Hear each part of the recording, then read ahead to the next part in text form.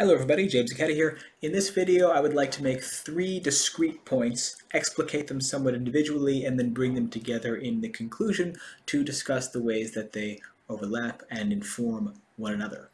Argument 1.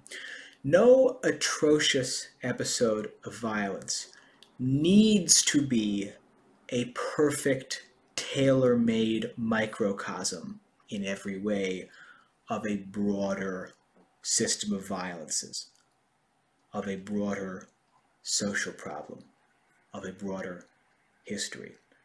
It is okay for something to indicate for, to point at, to emerge out of, to have a clear relationship to some broader history of violence, system of violences. It needn't be the case that the one instance is a perfect microcosm, and thus for the one instance to become the arena in which we express every element of the broader system. It can instead be the case that the broader system is the context, the arena in which we discuss the atrocity, the act, the event. Argument 2. When you are trying to build a more just society, you're pursuing the project of building a more just society, historical questions and propositions are in general more useful than are ontological questions and propositions. Okay? Historical questions and propositions more important than ontological questions and propositions. Okay, what do I mean? Ontology is the philosophical study of being, right? What something is. Okay, historical questions have to do with, and history as a field has to do with multiple causality, right? Change and continuity over time, right? Again, multiple causality, not just cause and effect, but many different causal factors combining to have many different kinds of results, and change over time, continuity over time, etc. So, example, an ontological question might be: is X racist? Is this person racist? Is this thing racist? Is this event racist? Is this book racist, right? It's about what the thing is, okay? It's sort of essence of being.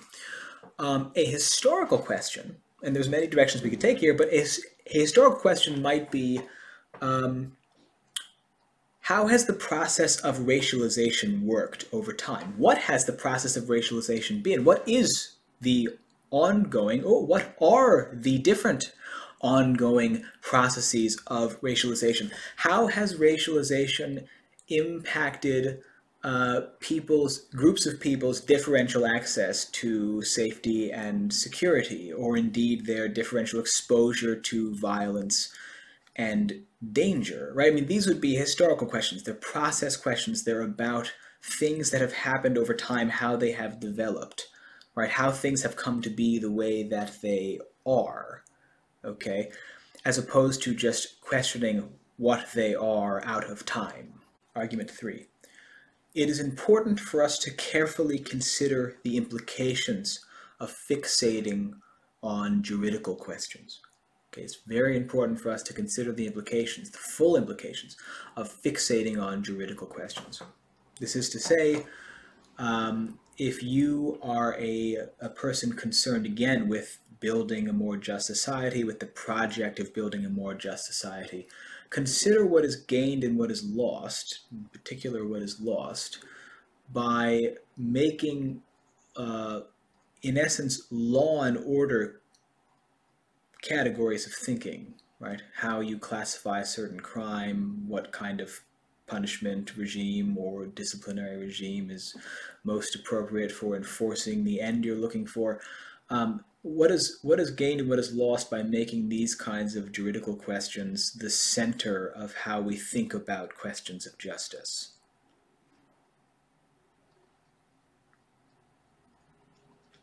Consider the implications carefully. So, Atlanta, obviously. It's been a hard week of wrestling with this, and I should admit to some false advertising, as I am not actually going to be able to cohere these three arguments into one sort of single point in this conclusion, and wrap it up with a bow, all nice and neat. But these are the three arguments that have been structuring my thinking on this. And I have come to some conclusion-ish thoughts. I suppose what it comes down to is I wonder what a just outcome for all this looks like. A just outcome for this particular atrocity. Like, what does justice look like in this instance? And then what is the relationship between that vision of justice and a broader vision of justice for the whole society, right? And what is the relationship between those two things, and do they look similar? This gets to the juridical question, right? If we get lost in thinking merely in the juridical mindset about the immediate case, which of course this is a necessary thing to do to an extent, but then when we try and extrapolate out into what justice looks like in a broader sense, I think we run into some problems there. Similarly, when you think about if you take the murders in Atlanta as a microcosm of all kind of anti-Asian violence and exploitation ever, one of the things that you run into, one of the problems you run into, is that all of a sudden you find yourself with some naysayer arguing the very minute facts of the case. Well, it was like this, or the person said this thing, or whatever it is. And all of a sudden, because you put your eggs in that basket, because it's a perfect microcosm, you put your eggs in that basket, it becomes utterly necessary to sit there and parse all of these this sort of minutia in order to make the broader argument about, to this naysayer, of the fact of there being a long-standing and horrifying history of anti-Asian violence in the American past. Okay, and I just wonder what the utility of that is. I mean, getting caught up, putting ourselves in a situation where you get caught having to have those sort of conversations, nitpicking about the minutia of a particular horrendous, horrifying, atrocious episode, and the stakes being made so high in those discussions as to require one to prevail, to prove the ontological classification of this, that, or the other thing in order to make the broader point. I question the utility of that kind of approach. As much as I think it is important in its own right, for the broader justice project, the broader project of building a more just society, I do question the utility of putting all of our energy there. And so all of that in mind, I am left with the question of how can we grapple meaningfully with the history of the American past vis-a-vis the violence and exploitation against Asian peoples. And really this comes down to a few key things.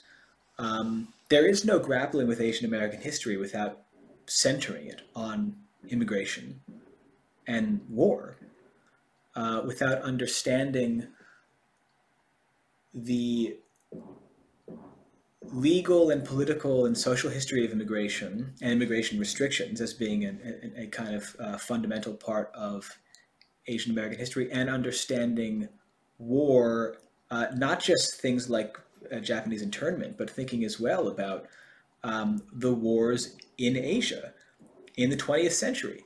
And by the way, not just thinking about this as like the ways that the wars in Asia impacted the perception of Asian people in the United States, but also thinking about the wars in Asia against people in Asia as part of this American history of anti-Asian violence. And considered in this light, things like the way that we in this country today approach immigration control and restriction and all the violences which are a part of those systems, the way we think about civilian populations in war and civilian death in war, these are all things which have been impacted by the history of violences against and legal regimes against Asian peoples.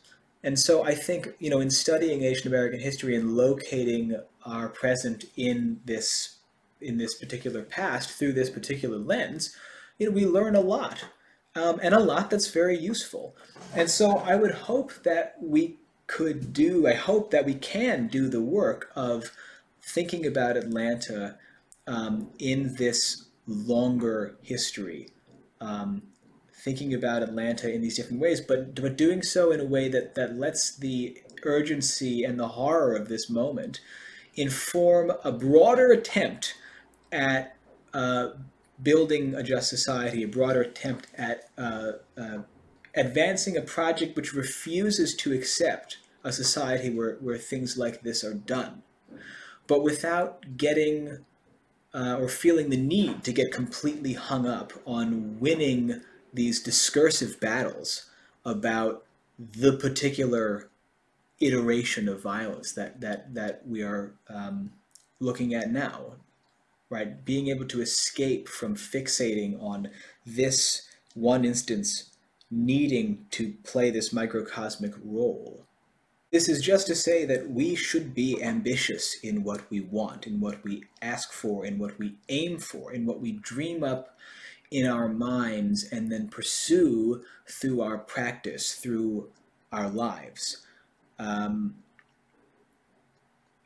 don't intend to spend any moment of my life getting hung up on, wanting some kind of perfunctory, performed sympathy and acknowledgement from political leaders or from people's bosses or from corporations.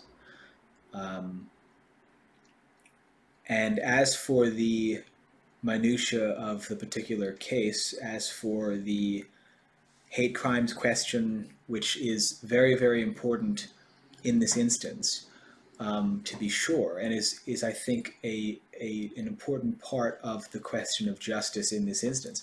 I also think that the broader question of what it looks like to build a just society, of what is that thing we should be dreaming up and pursuing and working towards, I think that far exceeds the juridical question of whether or not we categorize a thing as a hate crime.